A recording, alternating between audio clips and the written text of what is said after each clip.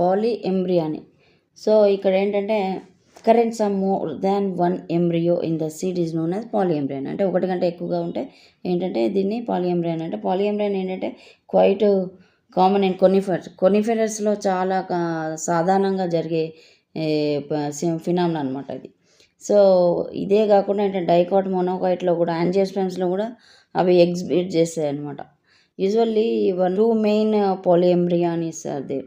One is two types. There are two types. One is true polyembryony, one is false polyembryony. True ఎంబ్రియానీలో ఏంటంటే మళ్ళీ subdivided ఏంటంటే cleavage embryony అంటే విదలిత embryony, polyembryony, advantage polyembryony అంటే రెండు రకాలుగా ఉంటుంది. అంటే క్లీవేజ్ అంటే ఆ ఎంబ్రియో చాలా ముక్కలుగా అయి ప్రతి ముక్క కూడా ఒక ఎంబ్రియోగా ఫామ్ అవుతుంది ఇక్కడ.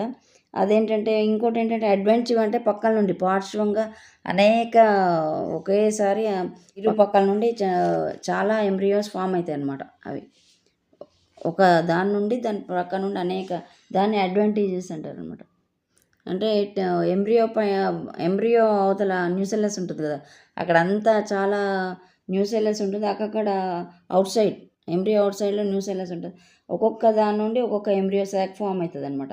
ఇక్కడ ఏంటంటే ఫస్ట్ దాంట్లో ఏంటంటే క్లీవేజ్ అంటే అది ముక్కలుగా అవి ఒక్కొక్క ముక్క ఒక్కొక్క ఎంబ్రియోగా ఫామ్ అవుతుంది అనమాట. ఇది ఫాల్స్ ఎంబ్రియాన్ అంటే ఏంటంటే ఇది జనరల్గా మల్టిపుల్ ఎంబ్రియో శాక్స్ ఉంటాయి. ఒక ఓవ్యూల్లో ఏంటంటే చాలా మల్టిపుల్ ఎంబ్రియో శాక్స్ ఉంటాయి. అందులో ఏంటంటే ఒకటి జనరల్గా ఏంటంటే same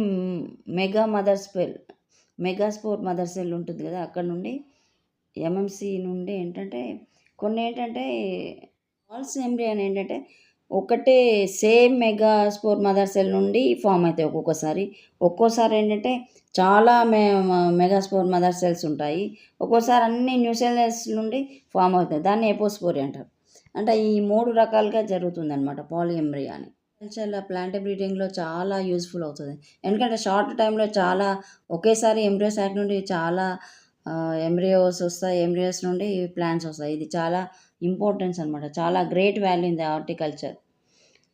న్యూసెల్లర్ seeding in citrus also in citrus have been proved to be a better clones of the orchid stocks. అంటే ఆర్కిడ్స్ కంటే సిట్రస్లో కూడా చాలా ఎక్కువగా కనపడతాయి. ఇవి బెటర్ వెరైటీస్ కనిపించాయి చాలాసార్లు. ఇందులో న్యూసెల్లస్ ఎంబ్రియోస్ ఏంటంటే ఫస్ట్ ఆఫ్ ఆల్ అది it has to be free from the diseases. అంటే వ్యాధి నిరోధకంగా అంటే వ్యాధి నిరోధకంగా ఉండాలి. అంటే వ్యాధులు ఏవి కూడా రాకుండా, అందులో ఏ వ్యాధులు లేకుండా ఉండాలి. అప్పుడే ఒకటేసారి చాలా ప్రాపగేషన్ చేయొచ్చు, లేకపోతే అన్నీ పాడైపోతాయి. అలాగే దీని విగర్ అనేది ఉండదన్నమాట. కంప్లీట్గా ఒకటే ప్లాంట్ నుండి కంటిన్యూగా చేస్తుంటే దాని కటింగ్ కానీ ఇంకా వేరే విధంగా చేస్తూ ఉంటే ఏంటంటే దాని విగర్ అనేది వెళ్ళిపోతుంది అనమాట. అంటే దాని వయబిలిటీ విగర్ అనేది పోతుంది. అంటే అడ్వాంటివ్ పాలిఎంబ్రియాన్ ఏంటంటే చాలా ఇవి ప్రాపగేట్ చేస్తారు ఎక్కువగా మ్యాంగోలో, సిట్రస్లో. సో ఇది కూడా చాలా ఇంపార్టెంట్.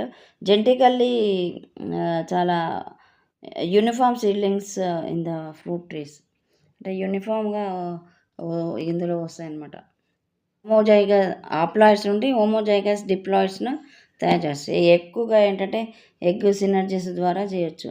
చాలా ఇవన్నీ కూడా ఎగ్ సినర్జీస్లో ఎక్కువగా రికగ్నైజ్ అయినాయి. ఇది పాలీ ఎంబ్రియాని.